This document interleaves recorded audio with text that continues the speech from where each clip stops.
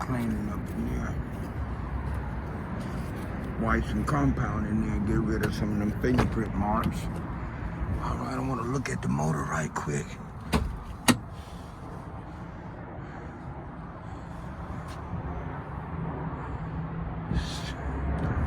The carpets need to be clean. Floor mats.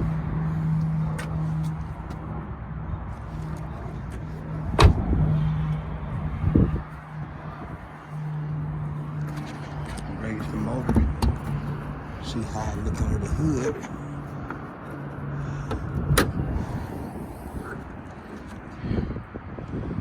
I did a video of this car, but I did it inside detail department. It was dark in there, so I wanted to come out, do it in the light.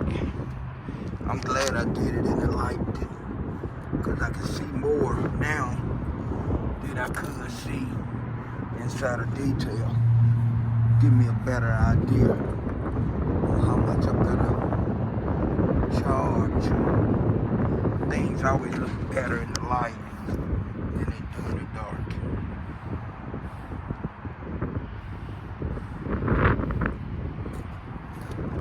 At least the headlights is in pretty good shape. Overall, this is a good looking car for 2002. I heard it got 102,000 miles on it. Not sure about the Acura V6 3.5 motor, but if I was buying it, I'd research it just to find out how reliable the motor is. All right, let's see what I wanted to see.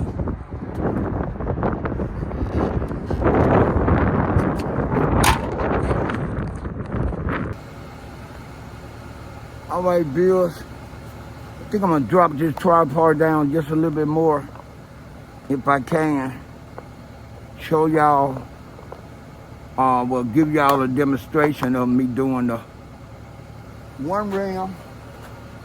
Then I give you a demonstration of me doing the door jams, the fuel door, and the trunk release. Like I said previously, I mixed up some chemicals already in a bucket. The reason why I'm sitting down, I don't think these wheels been done in a while. So to keep me from standing up, trying to go over the wheels several different times, I thought it was best if I just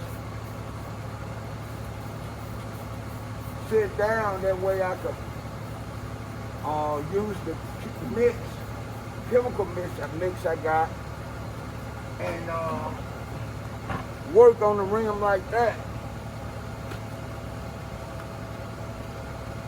Hopefully it'll save me some time. I like it when I can get my hand inside of a rim open area. It allows me to be able to do a better job on the wheels, which in return allow the wheels to be cleaner faster.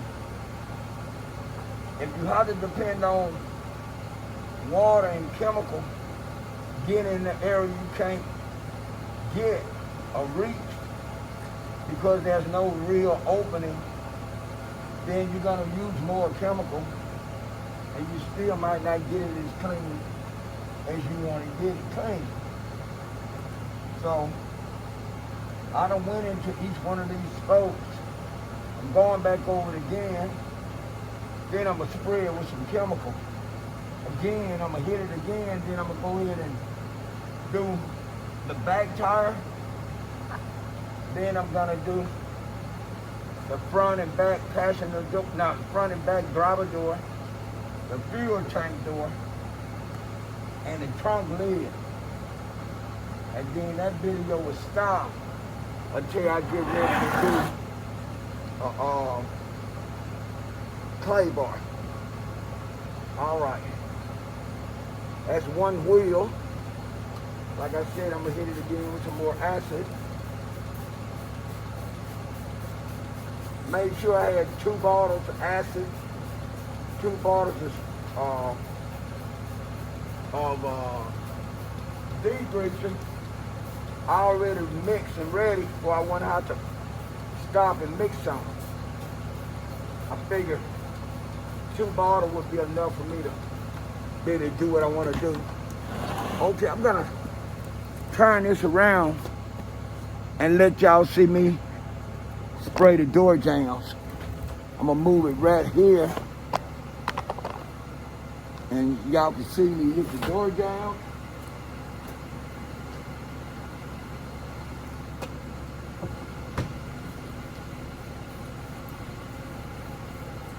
I'm spraying in the door jam as of right now.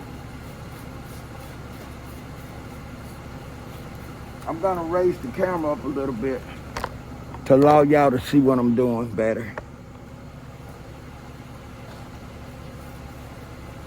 All right, we'll go up one more time.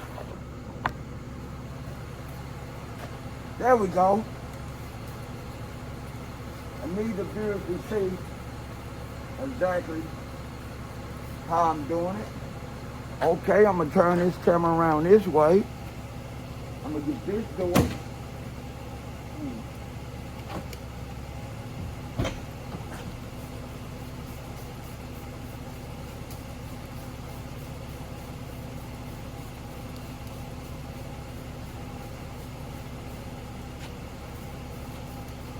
Now, if I wanted to, I could use that same sponge, and I probably will.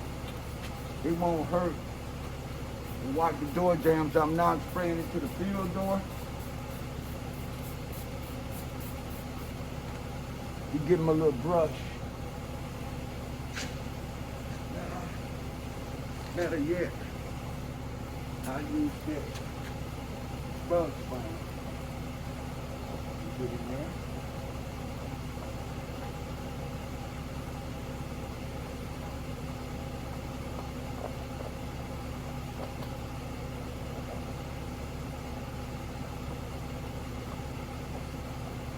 Bug sponge could be used for a lot of different things other than just bugs.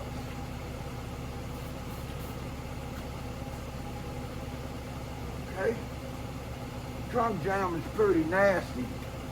So I'm gonna show y'all a trick that a lot of detailers don't do. These is alcohol here. And I don't work that.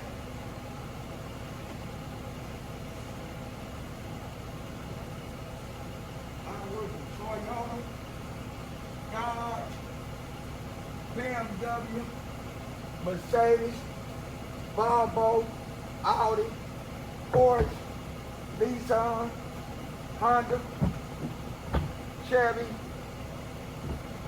Worked at a lot of different dealerships. Out of the almost 39 years I've been in Washington State. This car got a CD player in the trunk. So you have to be careful. If you get water in it, it's not going to work. Not only that, it can shorten out the whole electrical system.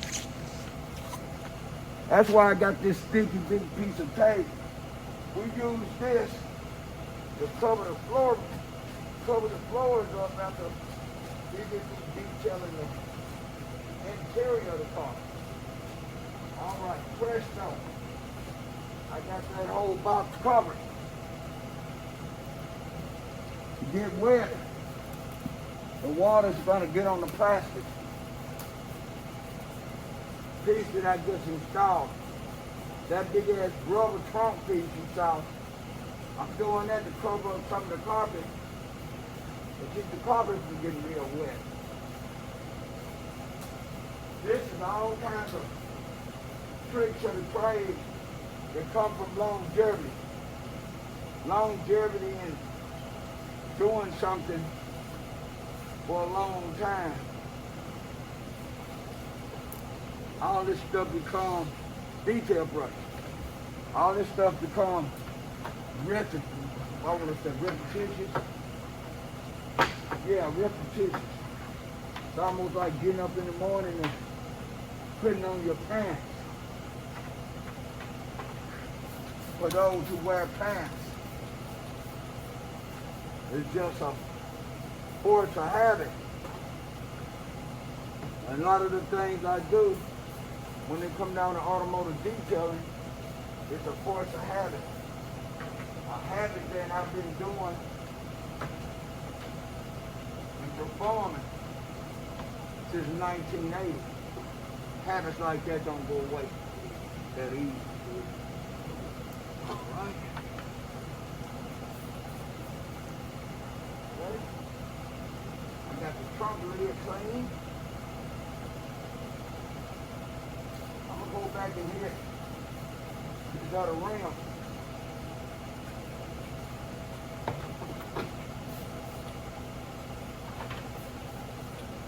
See me hitting the cracks.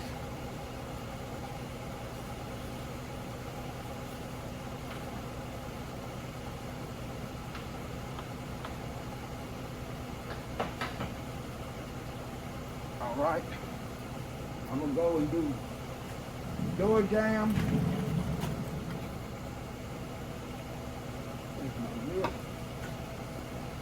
I'm gonna hit the 2 door jams, and then I'm gonna do this rim. And I'm gonna start prepping it. I'm gonna start rinsing this whole area down with the pressure washer. All right, we turn the camera around where you can see. I'm actually washing the, using this bug sponge in the door jam. Some would say that's what the pressure washer is for. Some would say, may say, this chemical must not be that clean.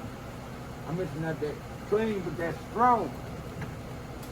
Because if the chemical's strong enough, then he ain't got to do all that hands-on stuff you see him doing. I'm doing this hands-on stuff because once I prep this car, I'm not prepping it again. Right? So there ain't nothing wrong with helping your hands and chemicals perform a better job.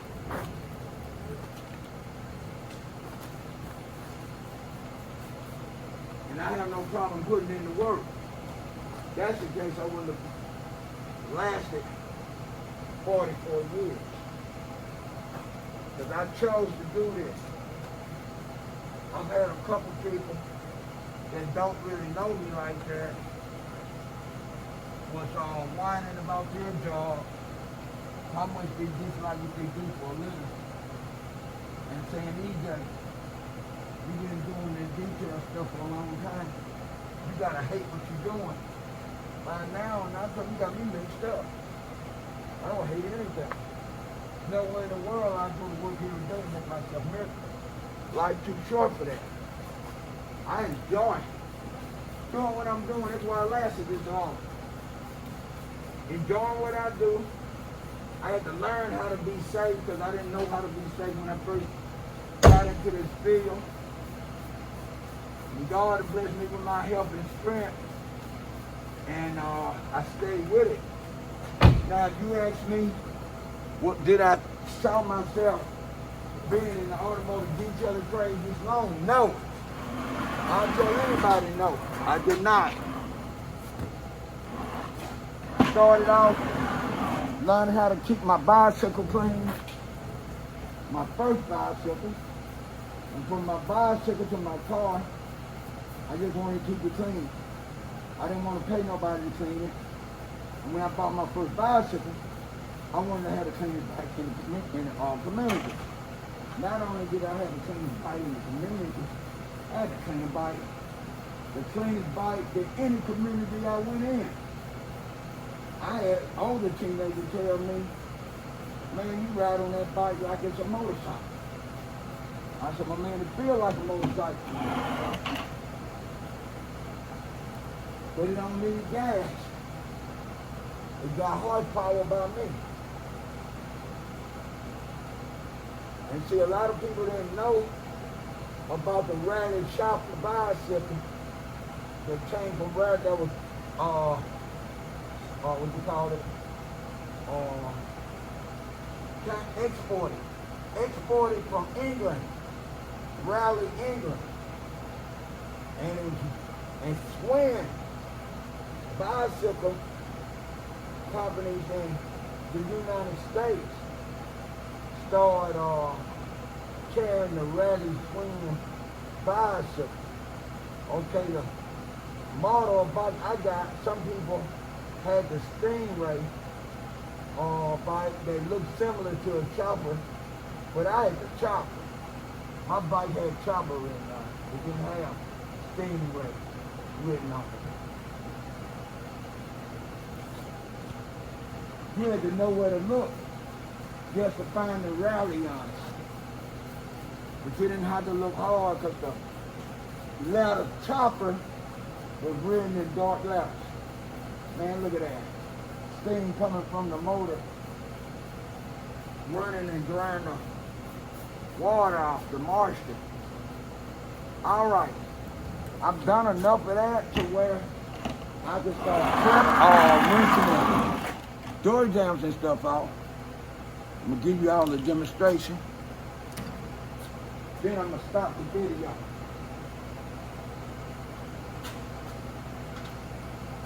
All right, let's see. I want y'all to see.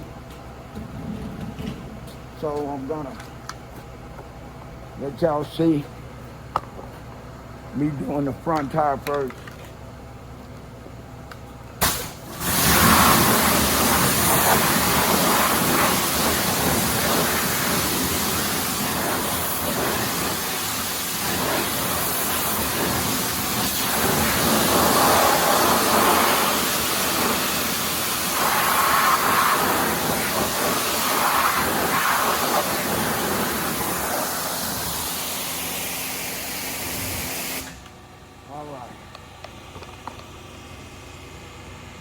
There.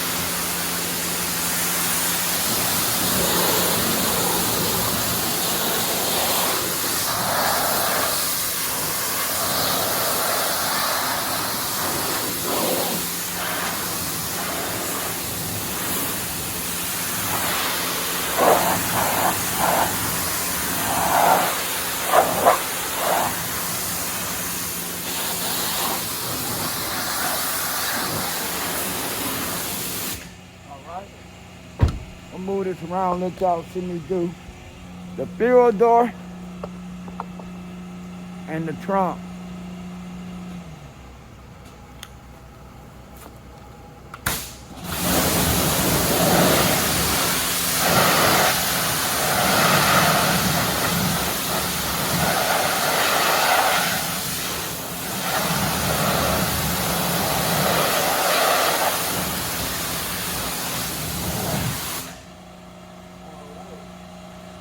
That looks good.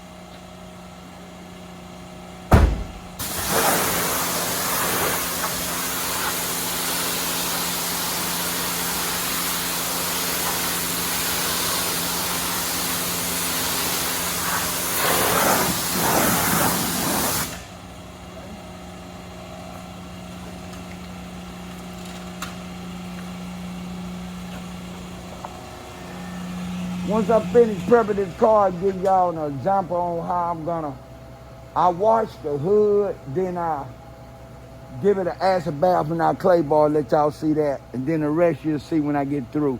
This is EJ signing out. Peace.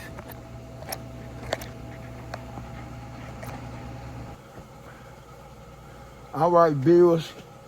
It's time for me to get this car an acid wash. Now we got this new iron decon.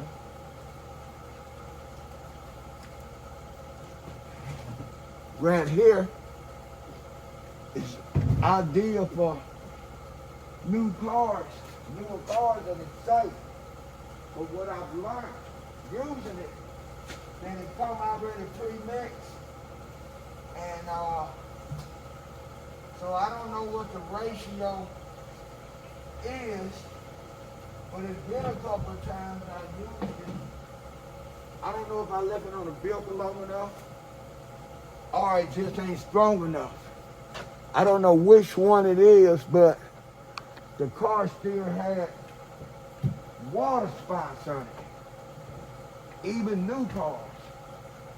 So I've got to the point where I'm kind of leery about it because the acid that we use is pre-mixed by us.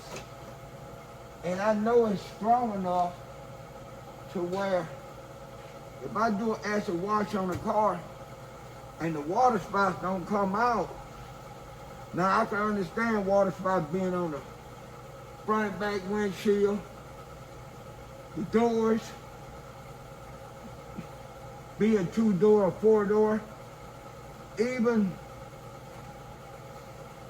yeah, the windows, the doors, I can understand water spots being on those. You know, I can take some compound and steel wool and take it to the windshield, front and back windshield, and the door windows, and in most cases, I get all the water spots off, or I get so much off you'll know that some came off, or a lot of it came off. But with the iron decon, if I'm not sure about a car, trying to get the contamination out of it, or overspray, or pollution, whatever's on the surface, then I won't use iron decon. I'll go with the old way of doing things. At least I know it's the old way. If it don't work, it don't work. I don't like being left in dilemma, not knowing if I would have gave it an acid wash instead of using the iron decon, with the water spots would have came out. or with the body would have got smoother. Especially when you do a clay bar, like I'm getting ready to do on this car. Once you give it an acid wash and you get a clay bar, depends on the year of the car and how well the paint being maintained, you might have to still put the buffer on it. At that time, if the car is an older car versus a newer car, if I'm gonna put the buffer on it, I'm gonna use the high-speed buffer with a wool pad. You know, note that they call the high-speed buffer these days, at least I heard for the last 3 years, rotary buffer.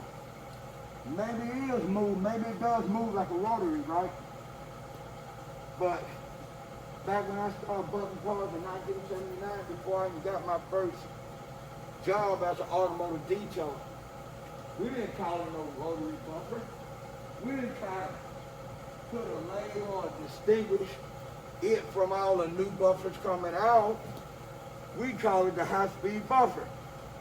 And if we talked about anything, we'll talk about the pads that we're gonna use and the cutting cream we had to use, but we're not gonna specify rotary buffer versus dual action buffer versus orbital buffer versus DA buffer. We didn't talk like that. Matter of fact, the buffers I just named didn't exist. You know, it was years before I used my first orbital buffer in a detail business. And people ask, or people might be wondering, how did y'all get the swirls out of the cars? Paint was different. There wasn't no clear coat. Most of the cars I was buffing, back when I started, had base enamel paint. Now this car surface feels rough. It didn't look rough, but it feels rough.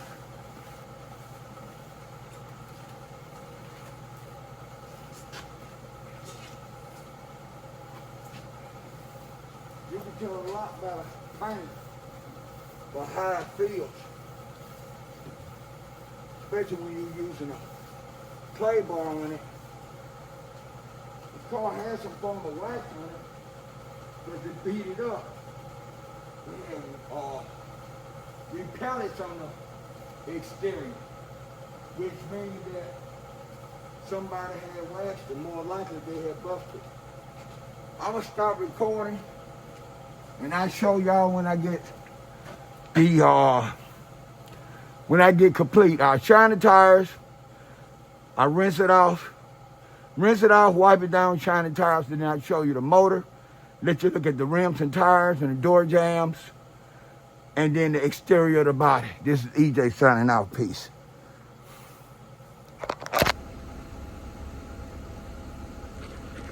But those have no idea, just straight up clueless on how EJ get down. This is how I get down.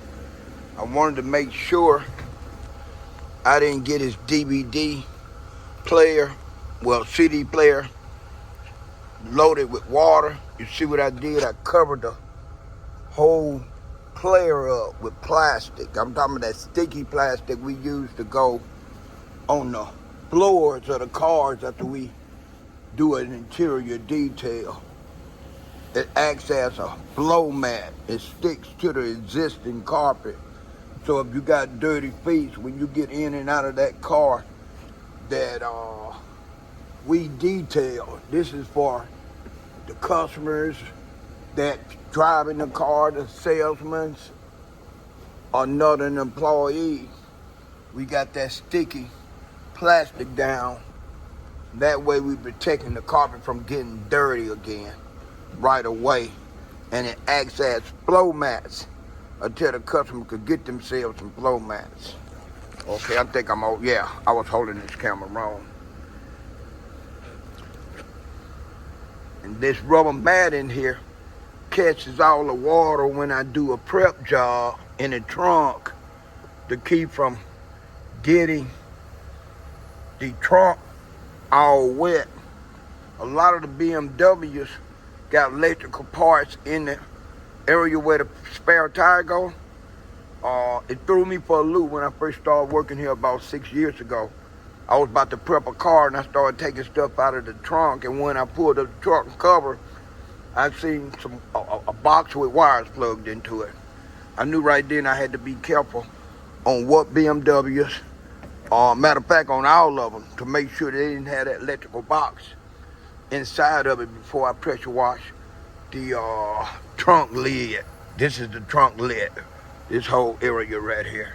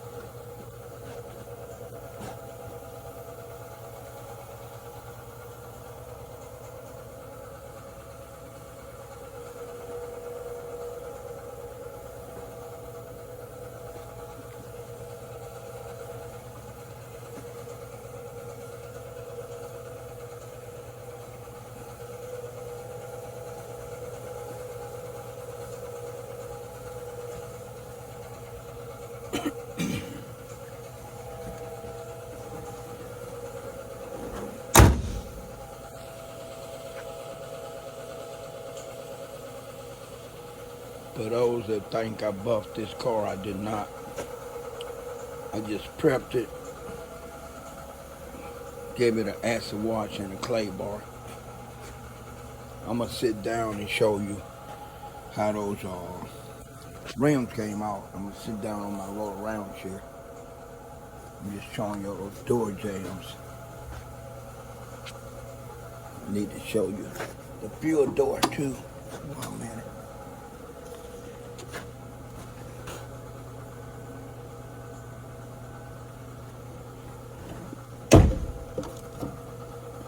Fuel door.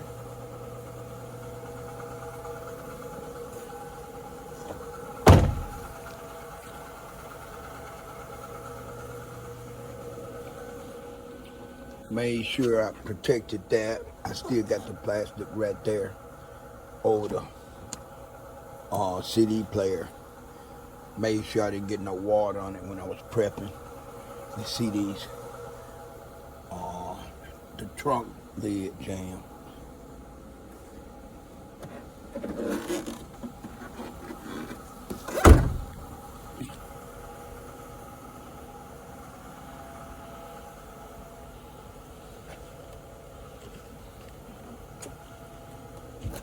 Look at those jams.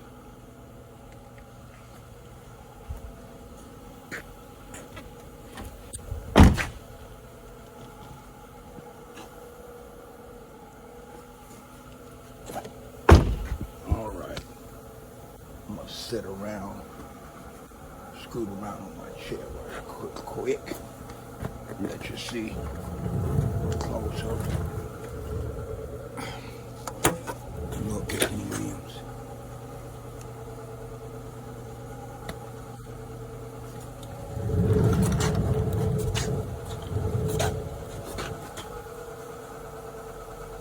All the rims look the same. When I get ready to do the exterior buff, I'm gonna take some compound with a microfiber. I'm gonna rub it in here, get rid of these fingerprints. Okay, this is EJ signing out. Peace. It wasn't necessary for me to show you the passenger side of the car. Force the rim because it looked just like the rest of the car.